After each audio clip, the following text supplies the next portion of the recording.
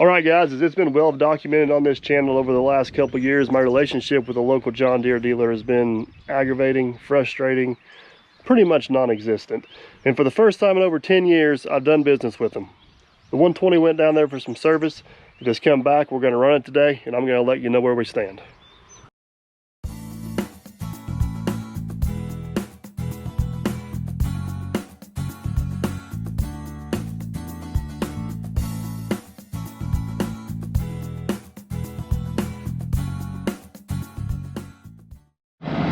So let me catch you guys up to speed real quick about how we got where we're at. If you guys remember on, I guess it was about 2 jobs ago, the electronic throttle on the machine started giving me trouble. And basically what that is this machine here don't have a cable.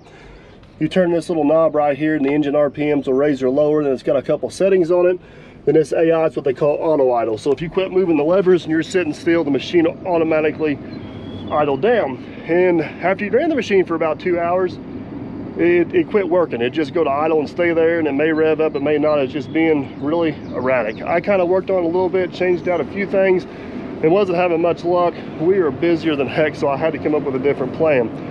So the John Deere dealer, one individual from the John dealer had seen the videos and some of the comments I made, and he actually took it upon himself to reach out to me. I sat down with him, it's probably been about 4 or 5 months ago, and we had a nice conversation. I laid out what all my issues were. He researched some of them. I think he found out that most of my complaints were valid, and he just left. He said, hey, I can't change the past, but I can change hopefully build the relationship in the future. If you ever have any issues, just feel free to call me. I thought, you know what the heck, let's try it. So I gave Jim a call and told him what was going on. He said, bring the machine down here. We'll get it in the shop and we'll figure it out for you, Mike. And I'm not gonna lie, I was my expectations were not the highest, but you know what? I thought, gotta give the guy a chance, right? He can talk the talk and he walk the walk. So if you guys watch Captain Cleveland's channel, he hauled the machine down there. They had it for 5 days. They found 2 sensors that were bad, a load sensing sensor, I believe, on the pilot system, and one on the pump. The one on the pilot system was the main issue. It was actually shorting the ground and shutting off the computer basically, and cost me about $2,100, $300 in parts, $1,700 something in labor, and we got the machine back here today. So the first things we're going to do is we're going to run this machine and make sure it is fixed correctly.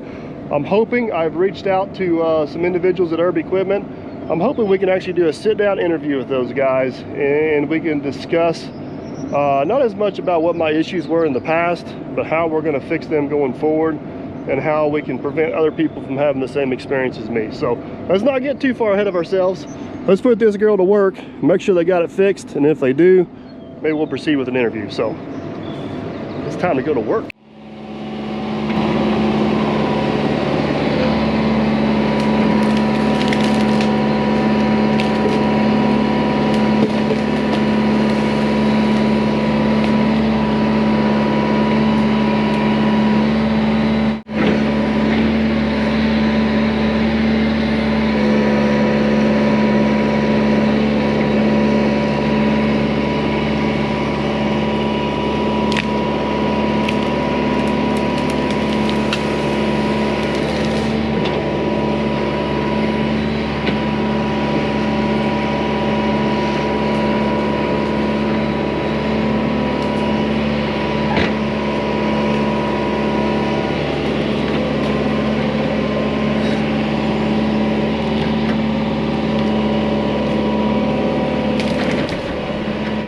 Alright guys, ran the machine for about 6 hours this day, clearing brush, did not have a minute's trouble out of it. It ran absolutely flawless, so at this point I'm pretty confident we got it fixed, or should I say pretty confident they got it fixed. I'm very thankful and very, very appreciative of that. And I want to give these guys a little bit of credit. I can tell they took the time to make sure the job was done right. All the calibrations were good. If they disturbed the wiring harness, they made sure it was put back properly, whether it be with a zip tie or a factory clip, and their communication was excellent. And those small things can go a long ways. So a couple days after this was filmed, a few of the gentlemen from Ariat Equipment did stop by. I do have a recorded conversation with them, so I'm going to let you guys listen to that conversation, and I'm going to jump back in here at the end of the video and kind of give you my my closing thoughts. All right, guys, I've rounded up Anthony from Herb Equipment. First off, thanks for coming. Yeah, thank you, Mike. And give us a little background. Who are you? How long have you been with Herb? Kind of what's your position? And how in the world did you end up out in the middle of nowhere with me? Well, thanks. Anthony Shoemaker, I'm Product Support Manager with Herb Equipment. And I've been with the company for 18 years. Started out in the parts department, worked service writer, service manager, parts manager, and here I am now. So currently, if I understand this correctly, well, let's go briefly into the history of Herb and kind of maybe the company, just enough to give people an idea. You guys have 8 locations. We do. You're a John Deere construction equipment dealer. We are. And basically your job is you're kind of the liaison between the owners and the 8 locations. As well as with John Deere.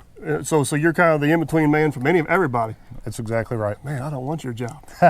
I'm glad he's got his job. I need a partner. Come on. So first off, I appreciate you taking the time to come out today, and I just want to kind of touch on a few different things. You guys that have watched the channel for a long time, you've known that I'm not going to beat around the bush here. I've been pretty vocal about not having a relationship with my local John Deere dealer, which is Herb, based on past experiences.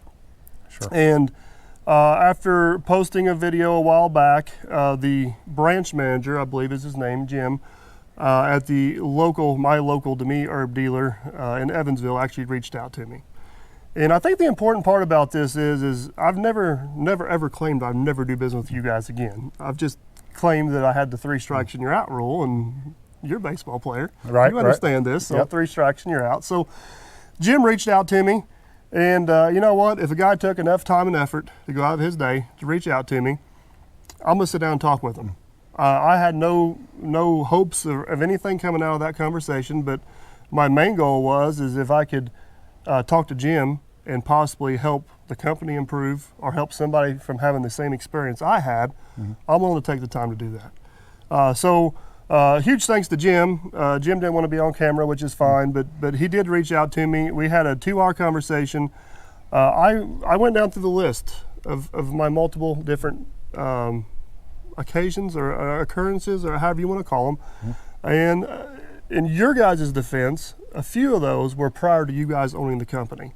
Another company owned it, you guys bought it, and a couple of them were afterwards. I can't completely save you here, Anthony. Right. I'm trying. No, that's fine. But I think, Jim, and you've seen the report, most of my complaints, I think if you were in my position and had that relationship or you had that thing, you'd probably have some issues with what happened as well. Would that be a fair statement? Yeah, absolutely. Okay. I mean, if a customer has, a bad experience or a good experience, obviously that's their experience for that day, and it's our job as your local dealer to make sure that's a good experience for you. So I don't want to dwell on that. This video is not about what happened in the past. I'm all about turning over a new leaf, moving forward, and let's just forget that even happened, and let's go from here forward. So my biggest thing for you, I mean, you have an important role. You see a lot of people. There is no feasible way for you to manage every employee and oversee every conversation they have with the customer and every customer interaction and stuff like that. And I think I'm speaking for a large group of myself and viewers. A lot of people who watch me are around my size, and I think from some aspects, and this just don't go to you guys, but we walk into a dealer, we feel like that we're never the big guy, the big account, and we're never going to get the same treatment as the other guy does. So from your guys' side of things, from the dealership side of things, like what's your thoughts on that statement, and what do you guys put into place to kind of help mend that gap or bridge that gap? Well, I guess per our conversation, you go back to where Herb Equipment started, small John Deere business back almost 80 years ago. And what built that business is small contractors, small ag farmers, whatever, from way back when. So when we talk about customer experiences, it's a big and small. It's everyone that comes into that dealership having a good experience that keeps us and the customers in business. So yeah, I think that making sure that our employees are seasoned in that and are really good at putting themselves in the customer's perspective.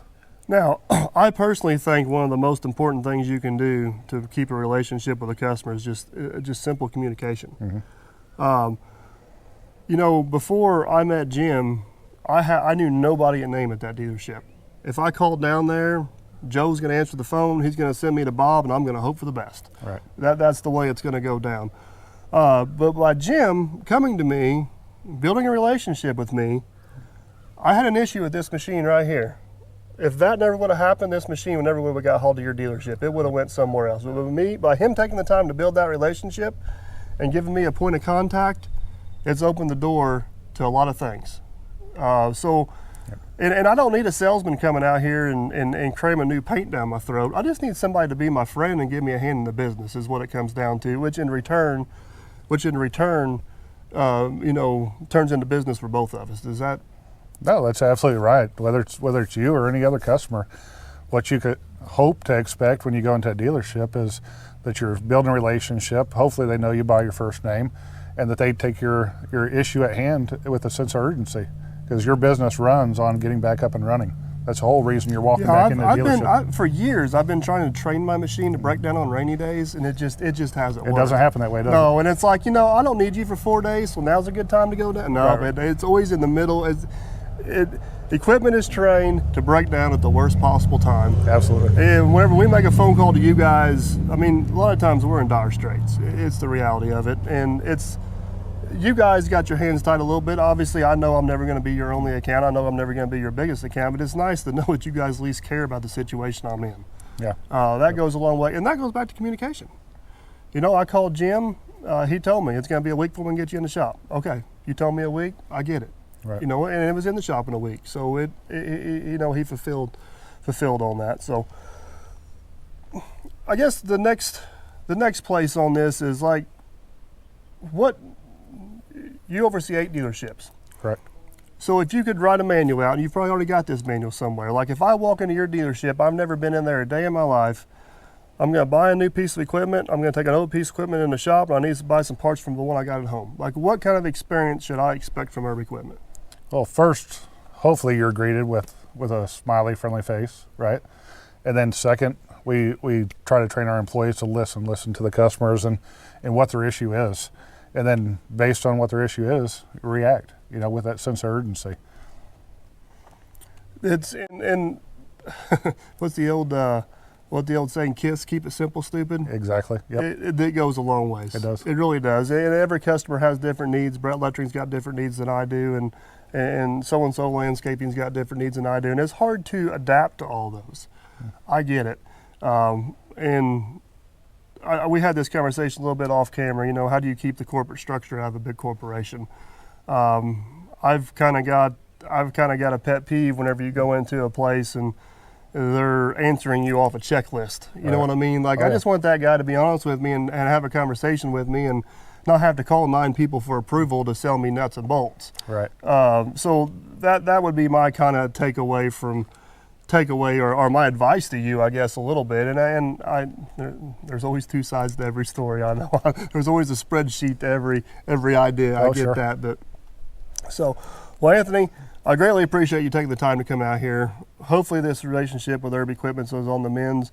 I will say that Jim and the whole crew down there this last time around, which is the first time I've done business with them in a long time, have taken good care of me on the old faithful 120 here. And hopefully we'll be doing more stuff in the future. I'm curious to see what your guys' relationships are with your dealers, who's doing it right, who's doing it wrong, what your example of a good dealer and an example of a bad dealer is. Comment down below and let me know how you guys are getting along. I'm looking forward to building a relationship with these guys and others and see where it goes in the future. So, Mike, thanks for your time. Yeah, thank you very much. Appreciate it. All right, guys, just a few closing thoughts on the whole situation, and hopefully we can put this thing to bed once and for all. First off, huge thanks to Anthony and Jim for taking time to come out to the job site and visit with me. We actually had several conversations off camera, and I found them to be very productive and very hopeful. I like the direction the relationship is going, and curious to see what the future holds for us. I cannot speak for Herb Equipment or those guys if they were able to take anything away from this or learn anything from this whole situation. For me, it's the most important thing I learned is a motto I've went by for a long time, and it's the never say never. Sometimes you just got to bury the hatchet and move on. This is a prime example of that. You know, I did not have a relationship with Herb Equipment at all until Jim reached out to me. Through communicating with him, I was able to build enough confidence in the company that whenever I had an issue with this particular machine here, this 120, that I was confident enough to give these guys a shot, and everything finally went right for once. You know, they did what they said they were going to do. The communication was great, and I have absolutely zero complaints with the service and how everything went down with the repair on the machine. So I'm very, very, very thankful for that. If there's just one little thorn in my side over the whole deal, is that unfortunately it took a YouTube video to get their attention. I've been a customer in their territory for 12 years or better. I don't know the exact amount, and I've been pretty vocal about my thoughts and how I feel about them, and nobody seemed to reach out until I started posting stuff on the internet. I wish we could have got this resolved before it ever got to the internet. The purpose of posting the videos was not to get their attention. You guys know me well enough that I pretty much speak my mind. If you ask me a question, I'm going to give you an answer. And the other side of that is I know not everybody out there has the platform to get people's attention like I did in this situation. So if there's a little word of advice or something I can throw in there to a dealer is know the customers in your territory. Take the time to get out there and kind of see what they're thinking, take their temperature and see what's going on, because just like this situation here, a lot of times a big problem can be mended with a small conversation, and that's exactly what happened here with Herb Equipment. I do not know what the future holds for us, but it's definitely looking a lot brighter than what it did in the beginning, and I'm excited to see where it goes. So with all that being said, guys, I am interested in what your relationships or what your experiences have been with your local dealers. Have they been good? Have they been bad? Have you had better luck with a particular brand? Have you had better luck with a particular company? I think unfairly sometimes dealerships are held to an unrealistic expectations, and we as customers always got to remember there's two sides to every story, and there's more to the book than what you see on the cover, I guess is the best way I know how to put it. So for me, what would make a good dealer relationship is I just need a contact person. I don't need somebody out here trying to cram new paint down my throat. I don't have somebody out here bugging me all the time.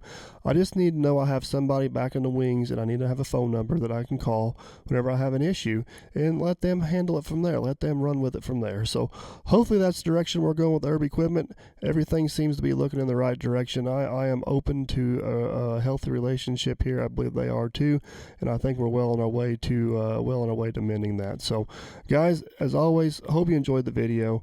Don't forget to like, subscribe, and comment, and I shall catch you on the next one.